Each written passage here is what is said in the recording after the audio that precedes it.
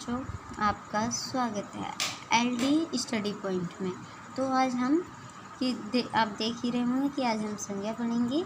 संज्ञा किसे कहते हैं और संज्ञा के कितने प्रकार होते हैं। ओके, संज्ञा की परिभाषा। सबसे पहले हम जानेंगे कि संज्ञा की परिभाषा किसी व्यक्ति, वस्तु, स्थान व भाव के नाम को संज्ञा कहते हैं। किसको कहते हैं? व्यक्ति, वस्तु, स्थान व भाव के नाम को संज्ञा कहते हैं। ओके, जैसे कि व्यक्ति हुए, जैसे कि आपका नाम हो गया, आपकी मम्मी पापा का नाम हो गया, जैसे राजू, पलक, मुस्कान। आपके फ्रेंडों का नाम होगा, क्योंकि आपने अपने फ्रेंडों को किसी नाम से बुलाते होगे ना। जिस नाम से आप बुलाते हो वो जो नाम है वही संज्ञा है। ठीक है। स्थान जैसे कि जहाँ आप रहते हो, जैसे आगरा, दिल्ली, मथुरा, मध्य प्रदेश, जहाँ पे भी रहते हो जैसे स्थान होता है, उसे हम स्थान बोलते हैं। ठीक है। भाव जैसे हमारा रोना, हंसना, क्रोध करना। ठीक है, ये भाव होता है। और वस्तु जैसे कि हमारा ये पेन है, ये एक वस्तु है। ठीक है। ये हमारी कॉपी है, ये एक वस्तु है। ठीक है। कुर्सी, मेज, ये हमारे वस्तु होते हैं। ठीक है, आपको समझ आया संज्ञा किसे कहते हैं? संज्ञा। तो संज्ञा की परिभाषा एक बार और रिपीट करते हैं। किसी वस्तु, व्यक्ति, स्थान व भाव के नाम को संज्ञा कहते हैं। फिर हम आते हैं प्रकार। ठीक है। संज्ञा के 3 प्रकार होते हैं। कितने होते हैं? 3 प्रकार होते हैं। व्यक्तिवाचक संज्ञा, जातिवाचक संज्ञा, भाववाचक संज्ञा। और जो जातिवाचक संज्ञा होता है वो हमारा द्रव्यवाचक और समूहवाचक होता है। जातिवाचक में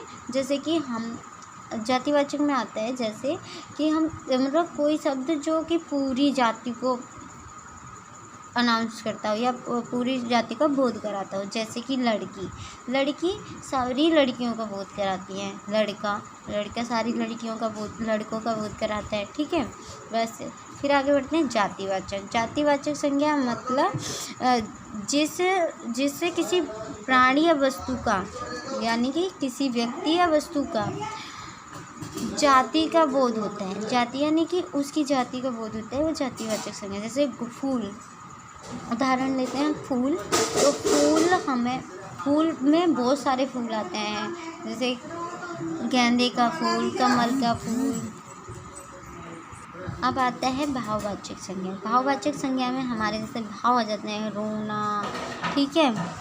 रोना, बुढ़ापा, मिठास, बचपन, ये हमारे भाववाचक संज्ञा है।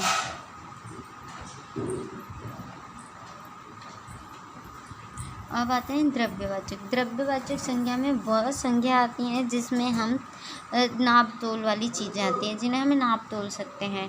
ठीक है। जैसे तेल, ठीक है, घी, लोहा, दाल, ये द्रव्यवाचक। और समूहवाचक में वह सभी आते हैं जिसमें हम एक समूह को बिठाते हैं, मतलब समूह का पता लगता है। जैसे हमारी एक कक्षा होती है तो कक्षा समूह है।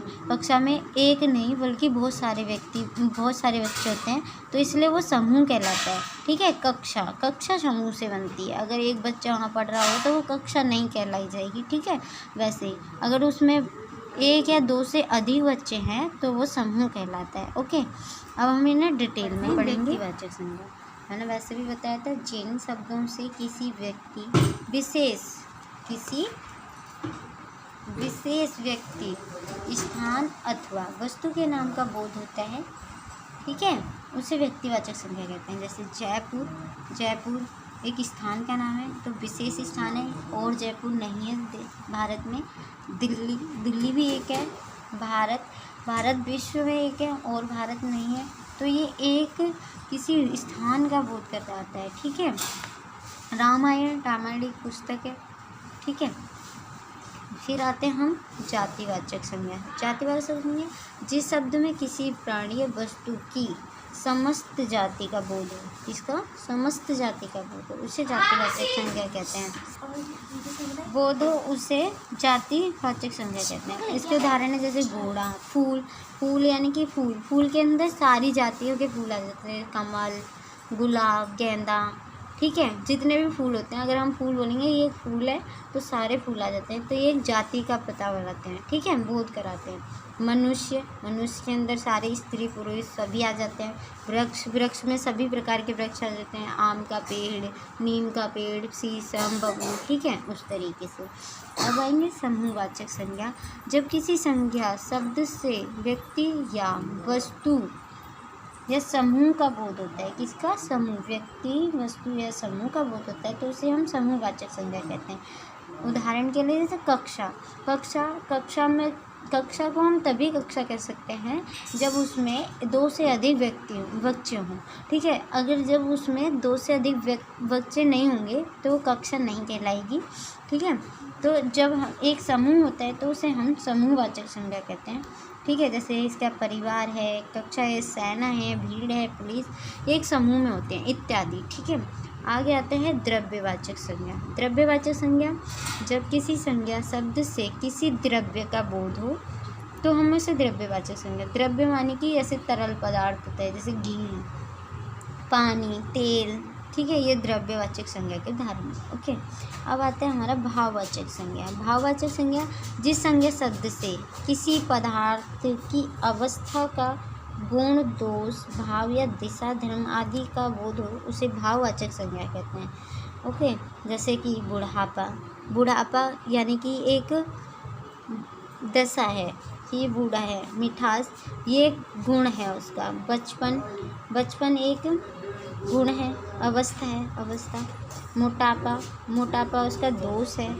ठीक है, पढ़ाई, थकावट, ये सारे चीज़ भाववाचक संज्ञा में आते हैं। ओके, आई होप आपको ये क्लास बहुत अच्छी लगी होगी।